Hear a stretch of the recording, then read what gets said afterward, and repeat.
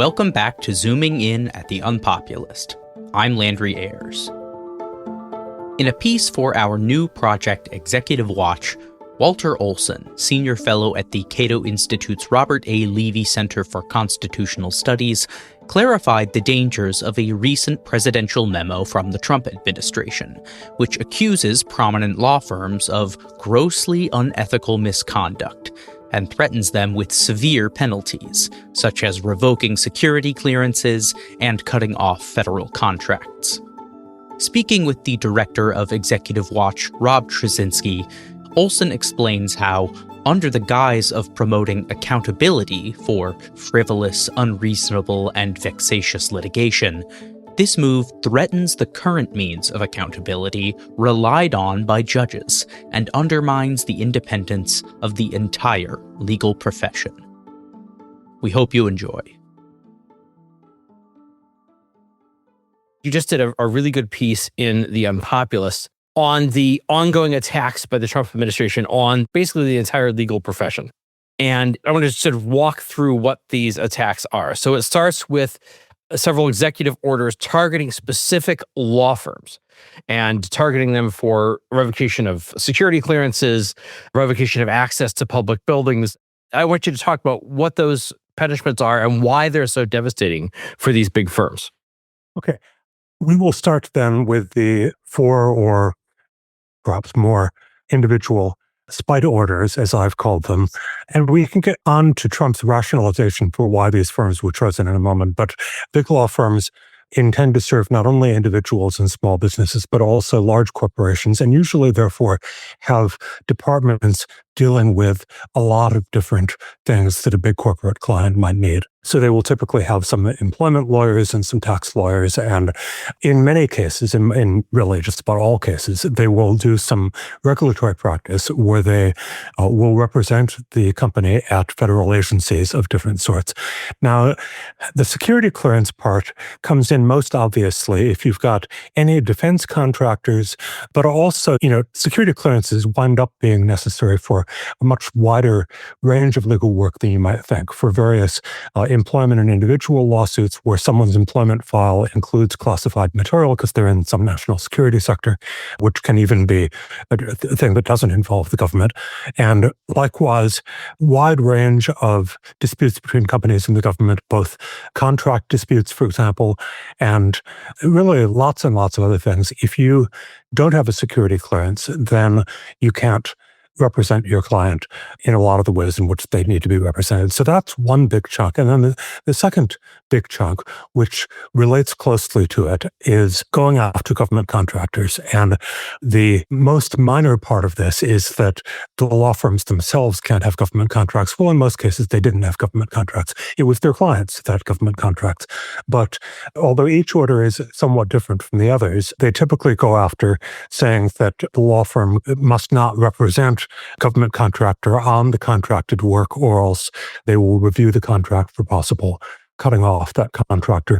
And then they also, at least some of them include further language suggesting that a blacklist of government contractors will be developed that use the forbidden law firms even for other work. So even if they're using them for local real estate work, or even if they're using them for other areas of law that don't have to do with the interaction with the federal government, they're still going to identify those firms and call it to the attention of federal officials who review contracts. So the implication is pretty clear that it's a review with negative implications. They are cagey about what they say, in part because it helps to insulate them from court review if they don't say exactly what's going to happen to you after the sword of Damocles is arranged in a teetering fashion above your head. But it's perfectly clear to risk-averse clients, and we'll get back to their role, I'm sure, several times here. It's perfectly clear to risk-averse clients that the eyebrow is being raised not just for exercise of facial muscles, but in order to accomplish certain things, namely to get clients to abandon the named law firms. One of the aspects to this, I think it's important to mention, is that this is a case where the process is the punishment.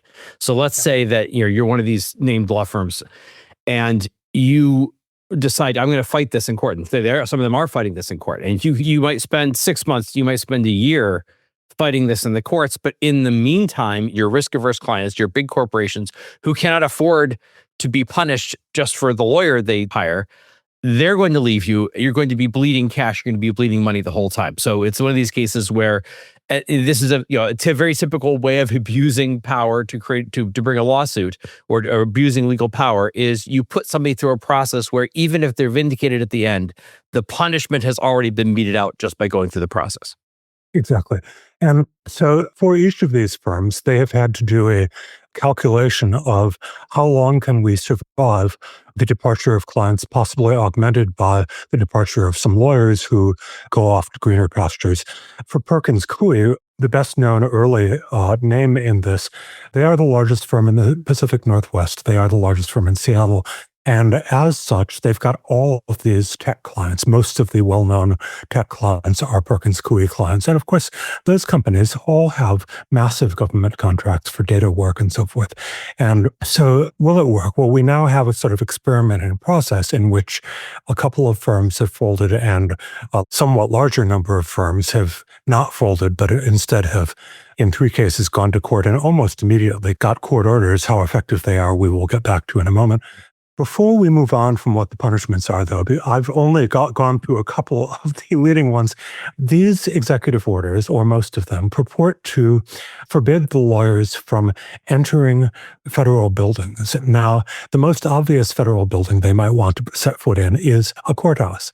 And this is something new and unprecedented to prevent American citizens from setting foot in federal courthouses. But of course, the firms also need to set foot, if they are to do their jobs, in federal buildings of many other sorts. Perkins Coie, for example, has said that it has, I think, 500 ongoing proceedings on patent law with the U.S. Patent and Trademark Office, which it is suddenly not allowed to send lawyers into if it takes the order seriously. And related to that, it purports to instruct federal employees not to talk to people from those law firms, even if it means going off to a neutral third location. And already stories are filtering back quickly about clients of these firms who say that they have been told by federal regulators, please find lawyers other than from this firm to represent us in our meeting next week, to represent you in our meeting next week. So you see the pressure. Those 2 parts about federal buildings and about talk to federal employees are a little easier for courts to get at. They are, I believe, addressed in some of the court orders, but that still gets us to the issue of how do courts enforce such a thing. The agency might be dragging its heels on a meeting for several reasons. Is it because a forbidden lawyer is on the list of guests, or is it some other reason why they keep putting it off week to week? Very hard for a court to police that. Yeah. Now, also, I want to talk about why he's targeting these particular firms. So, for example, the first one he went after is a firm that had represented Jack Smith. Jack Smith is the prosecutor who was investigating Trump. And this is clearly a revenge against Jack Smith, saying basically, we are going to go after any lawyer who represents this guy. Because, Trump has indicated he's going to go after Jack Smith. He's going to try to prosecute him in some way. And this seems to me like a very direct attempt to say, we're denying his right to counsel. Any lawyer, any law firm that represents him, we're going to go after them and we're going to destroy them so that nobody can represent somebody that is our political opponent. It is so blatant. A different kind of president would have tried to disguise it, put on a wig and false mustache and that sort of thing. And Trump comes right out in, I think, each of the first 4 orders. He comes out and says, here's the name of someone who has fought me in court. So perhaps they took a leave of absence to help in one of my prosecutions or something. And then he'll throw out a bunch of stuff about, and they're so dishonest. They were trying to do lawfare and pursue law for political reasons. He has no sense of self-awareness in these things. But in many cases, you find that Trump is recycling ethical claims that he made at the time and that courts did not uphold his side on. The courts did not, in fact, find the prosecutor or whoever it was to have violated the law. And I want to get back later to the fact that we already have ways of addressing lawyerly misconduct, all of which involve more of an objective look by impartial people. This is kind of the least imaginable objective look by impartial people to ask the opponent whether or not your conduct as a lawyer was unfair. But that's what it is. He puts at the centerpiece of these tables, yeah, I have a grudge against this person who used to be associated with your law firm. And one of the other things he's doing is targeting law firm that worked on election cases. These election cases that he all lost in court in 2020, these challenges to the 2020 election. He lost them in court. So now he's basically going in to punish the lawyers who successfully argued against him. But let's get right now to that issue of the ethical conduct, because that's the other executive order that's going on here, which is one that, he had one, we call the spite orders. I think it's a good term, where he's targeting specific firms. But then he also has one that's targeting unethical conduct by creating penalties for unethical conduct by lawyers. Penalties for unethical conduct by lawyers already exists, but he's trying to take that over as being the executive will be the sole judge of that.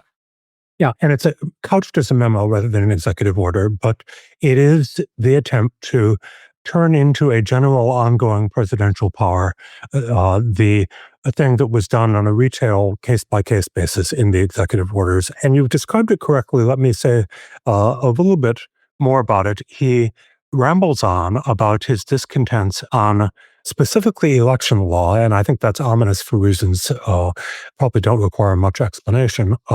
In earlier ones, it had been more campaign-related stuff, but actually going to court to dispute and typically beat him on issues about the actual administration of elections, suits that often occur after the vote has taken place. He's really steamed about that, and he also mentions immigration law as an area where he thinks that lawyers get away with a lot of, but he doesn't limit it to those areas. He says, does an 8-year look back and says we will be looking at all conduct in which they opposed the federal government over 8 years, in which we consider their behavior vexatious, frivolous, unfounded, baseless. Now, I can't resist pausing for just a moment to say that if there were a dictionary entry for vexatious litigation, it might well be illustrated with the visage of Donald J. Trump. When I started out, and my background includes writing several books about abuse of the legal system. That's how I kind of got my name. And Donald Trump, I can say because my stump speech, where I went around and spoke about the litigation explosion, my first book, started out with a Trump anecdote about how he was at the time New York City's, which probably means the whole country's, most visible abuser of the right to file flimsy actions in order to make his opponents suffer, or misuse the law in various other ways, such as by telling construction contractors who had perfectly good claims for work that they had already done, that they would have to fight his lawyers and they should take 20 cents on the dollar instead. And a long, colorful list of other things, defamation suits and so forth. And so I mentioned his lack of self-awareness. Of course, it is some sort of superpower. Lack of self-awareness indicates that it's lack of a power, but he has this sort of superpower of projection. And in this case, I'm the first to concede that there is a problem of lawyers abusing the process, both in litigation against the federal government and in most other categories of litigation, maybe even all of them, because it's human nature, it's misuse of powerful tools that can be turned into weapons in litigation. So the general problem is certainly one to diagnose and work on. The idea of creating remedies only for such behavior against the federal government, and of course never examining vexatious tactics by federal lawyers, although they are well documented across a wide range of fields. Already we have very little remedy for a lot of those, and you sure won't have a remedy with Trump's order or Trump's memo. But beyond that, the chief method for getting at legal misconduct currently in federal courts is what is called Rule 11. It's one of the federal rules of civil procedure. And I leave aside for the moment what happens in criminal law, which has its own parallel things, because I have worked longer in civil. But in civil litigation, if you find that your opponents have done something vexatious, you can file a Rule 11 motion. The judge will look at it.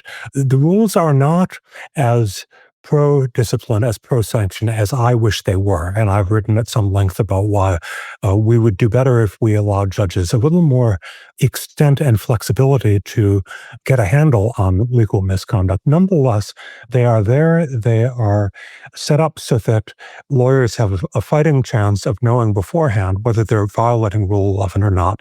In other words, they give clear notice of, as you know, under the circumstances, reasonably clear notice of what is a violation and what isn't a violation. And they also give some predictability of penalties so that the penalties are proportioned to the damage done to the opponent. If there's no damage done to the opponent, then lesser penalties and on down the line. In other words, they reflect the tradition of Western ideas of justice, which is that there should be pre-announced rules of misconduct.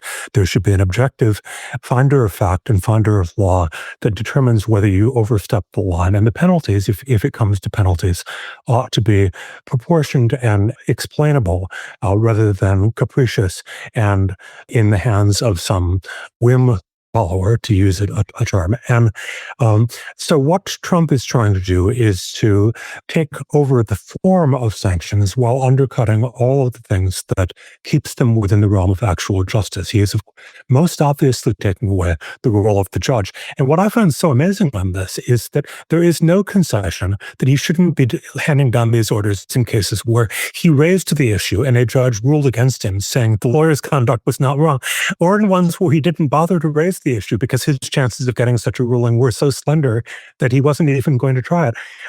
And he reserves the right to do it 8 years later. Now, statutes of limitation are very important, both for justice and for preventing the world from collapsing into a sinkhole of litigation by people never being willing to ever actually settle anything.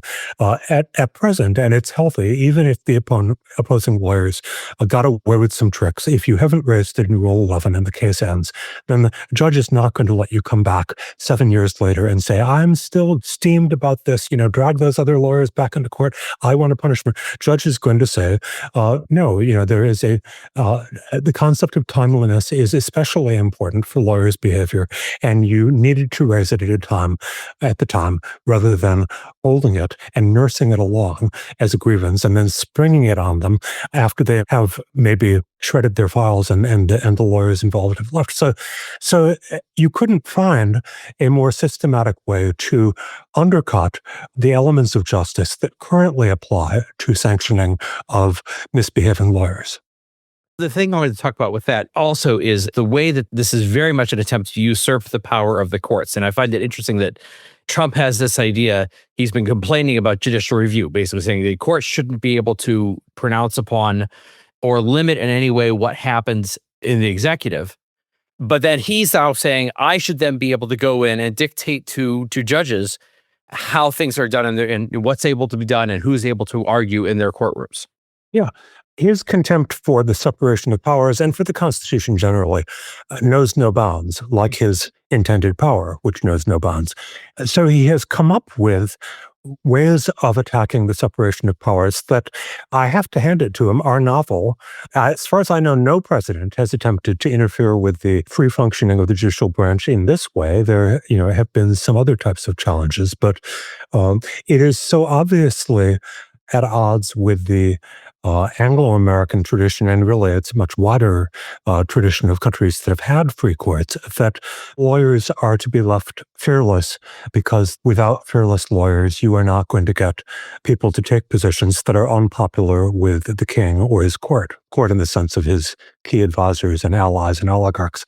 So it is audacious in this extraordinary new way, and the courts are being put to a very unpleasant dilemma, which is that on the one hand, they really have to act fast or else damage will be done that will be very difficult to undo.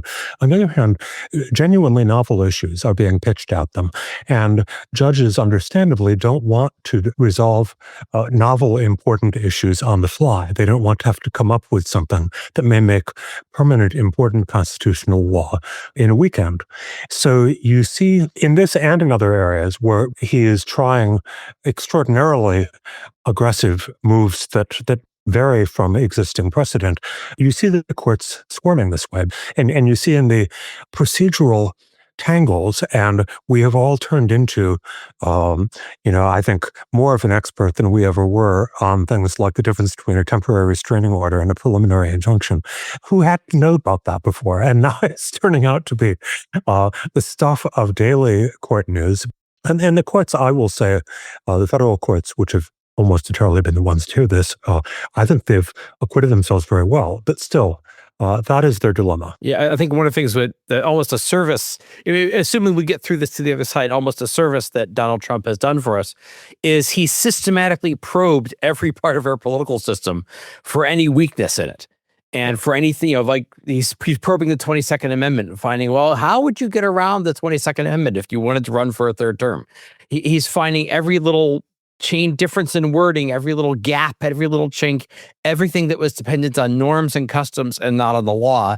And he's going through every breach that he finds. And I think one of the reasons why he does so many of these things is he knows that maybe 90% of them are going to get thrown out, but he'll still get those 10% where he can get away with something. I often say 80%. The courts will stop 80% of it. And in some cases, as with the grabbing back power from independent agencies, the courts had already indicated that they were intending to move in the direction he wants. So some of those are very predictable ones. But the sheer volume, as someone in Russia said, quantity is a quality all its own. And so some of it he's going to get just because the volume is such that he will occasionally get lucky with the judicial selection or get lucky with their not understanding the facts correctly, or various ways in which you can get lucky holding relatively low cards in your hand in this process. But the other part is what you talked about earlier, which is that if the process is the punishment, then he can wreak a lot of destruction on law firms he dislikes. He can cause a lot of repositioning, particularly in corporate America, which is so risk averse, get them to move over to law firms that he sees as more willing to play ball with him. And then even if the dust clears and he's lost the cases, those firms may never return to what he sees as the liberal law firms they used to be with. You talked about how this applies to big law, these very, very large firms, but there's also stuff in here that applies, and it could be pretty devastating to even to smaller firms. So it's not like, okay, I can't get a big law firm, but I can get a small 3-partner firm to represent me. There's stuff that's going to target them too. Right. And most visible on that is that he instructs his underlings to try to generate bar disciplinary complaints against lawyers and their law firms that he believes have taken wrong positions against him in court, baseless or vexatious. And that can be, depending on who the lawyer is, it can be a mosquito nuisance or it can be a serious threat. Lawyers may, as I have speculated, reorganize into boutiques, as it's such an odd word to use to describe a few lawyers who may be trying to keep you out of prison, but they will call themselves a boutique, even if they're selling you liberty from being imprisoned rather than cute dresses. But yeah, so there may be criminal law boutiques or boutiques that file administrative law cases against regulatory agencies gone wild, and they may feel sheltered because they are too far from having big companies as clients. But the smaller the law firm, the more it might have to worry about a bunch of themselves vexatious complaints to bar authorities. And of course, it might also depend on what part of the country you're in. There are parts of the country where the bar is fairly liberal and going to look at the facts and say, we saw that you didn't do anything wrong. Go in peace. And then there are going to be other parts of the country where the bar is under some influence from MAGA. And those are exactly the sorts of places where potential clients might be in most desperate need of a good lawyer because they don't necessarily have local political support. They don't necessarily have a state government sticking up for them. Those lawyers who already, I think, deserve our admiration in many cases for standing up against what may be the local public opinion are now going to have a new threat to their livelihood and their good name both. Now, the other thing about this that I've noticed is that you said that the courts have acquitted themselves well, and I saw somebody charted this out. They said in Trump's first term, there was a general pattern that judges appointed by Republican presidents ruled for Trump more often, and judges appointed by Democratic presidents ruled in his favor less often in his first term. And in his second term, they said, well, it's actually been pretty consistent, that same level across each side, depending on, liberal versus conservative judges. So this isn't really liberal versus conservative judges. This is the judiciary versus the executive. Those are important numbers to look at. And I would also add that in Trump's first term, there was a difference between cases challenging policies, which did have some ideological difference in which the Republican judges were more inclined to uphold executive action, and then cases about the election results themselves in 2020, in which, so far as I know, Trump just uniformly lost, except on one issue where he actually had a good case, and therefore where the Republican and Democratic appointed judges came out exactly the same. Now, what we're going on with now resembles the post-election litigation rather than the policy litigation on immigration and other topics that had preceded it over the 4 years of the Trump one term. And that's worth dwelling on a bit. One of the things that scrambles the calculation for some people is so-called judge shopping, and it's something that goes on in administrations of both parties. In Trump 1, the liberal challengers to various Trump policies would often go to like Hawaii or San Francisco, where it's hard to find any conservatives.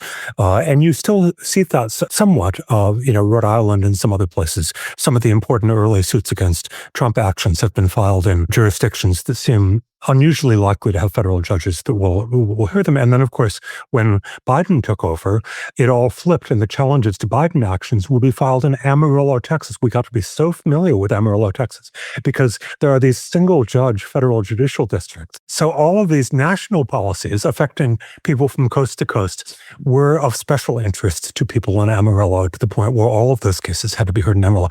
Now, to step away from the current madness, this is something that would be worth addressing because it's a flaw in the system. It means that we're not getting the kind of randomness in judicial assignment that we would in principle like.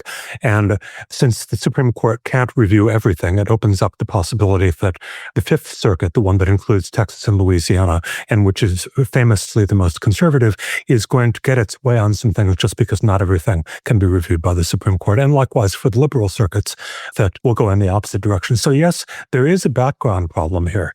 That fact that the cases get filed by preference before one set of federal courts, depending on what administration it is, can throw the numbers off. It can look as if it's only Democratic judges in those first few cases in Rhode Island and elsewhere, where in fact, once the cases began going before Republican judges, if only because of the luck of the draw, that you found the Republican judges agreed with that Rhode Island judge.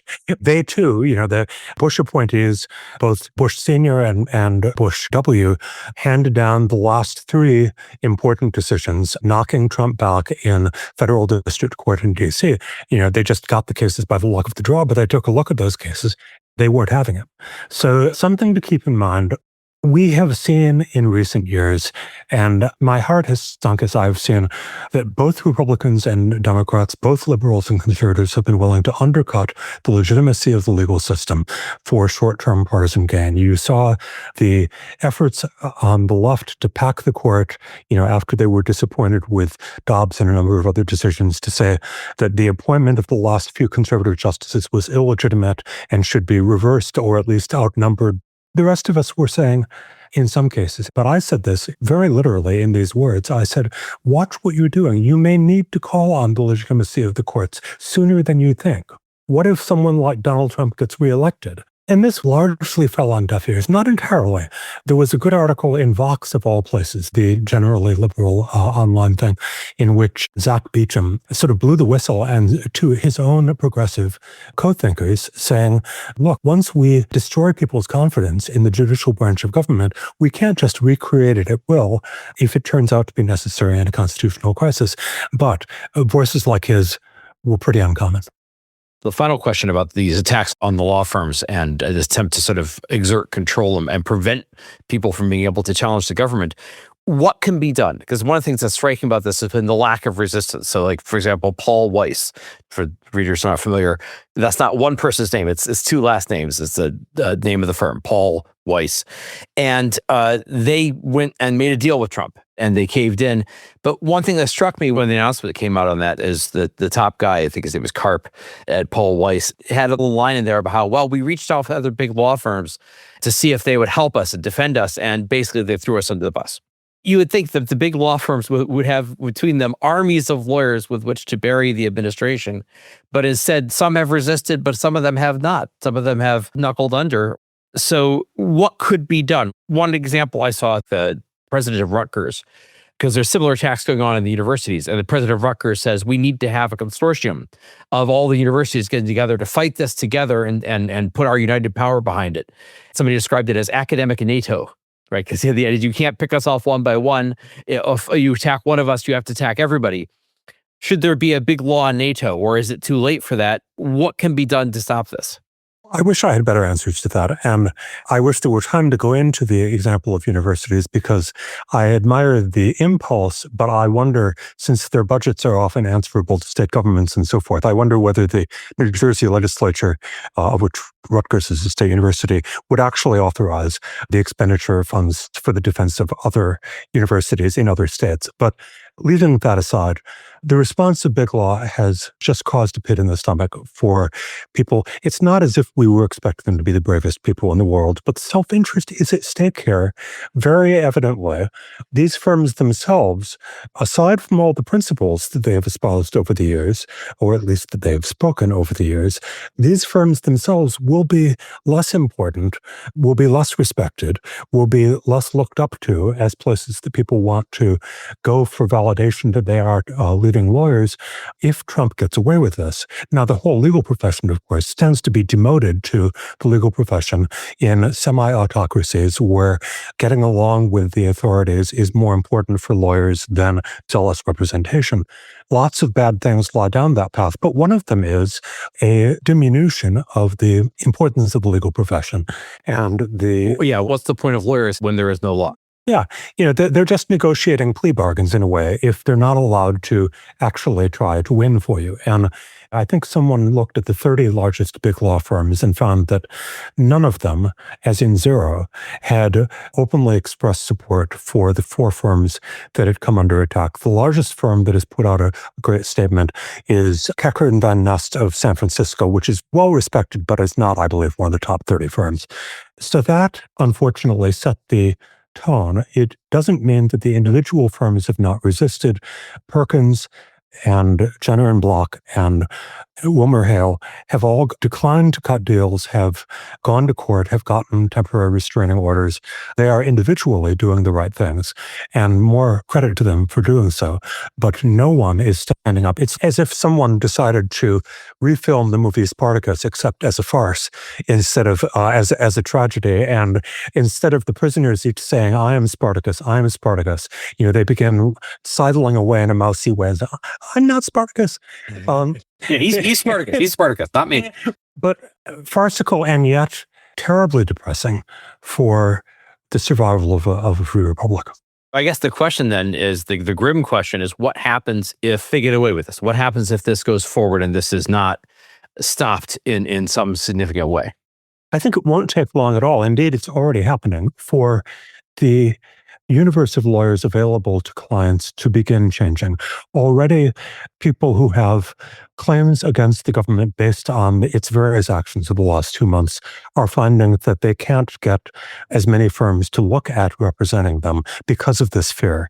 And sometimes this is a matter of they won't do pro bono work. Sometimes they've got the money to pay regular rates, and the firms still won't take the business because they don't want to get in trouble with the authorities. So it's already happening. Now, you extend this forward nearly 4 years more, and that's assuming that there is a change of government then. 4 years is enough to make a very, very significant change in people's willingness to stand up to the government. If you can't find good lawyers in your community, if you can't find good lawyers who have the specialty in the subject matter, then at that point, your options may be much less attractive, whether it be simply giving in to what the government is demanding of you or whatever your alternatives to winning are. And I've been praising the courts. Courts can't really do anything unless people are willing to fight cases and bring the dispute before them as a case or controversy. They can't give advisory opinions. They have to hold their power for when someone has had the courage to stand up. And it's that phase that we're at risk of losing. I wish I could do happier, more positive, more optimistic endings to these things, to these podcasts these days. We will see. In probably a few weeks, we will know whether the Supreme Court is inclined to stand up to this, and if so, whether the administration finally backs off some of it or we head into a you-know-what. But check back, that a week ago, we wouldn't have had 3 temporary restraining orders against this. So, that's one way in which I'm more optimistic than I was a week ago. Thank you for listening to Zooming In, a project of the UnPopulist. To get all of the updates from our new series, Executive Watch, make sure to subscribe for free at theunpopulist.net. Until next time.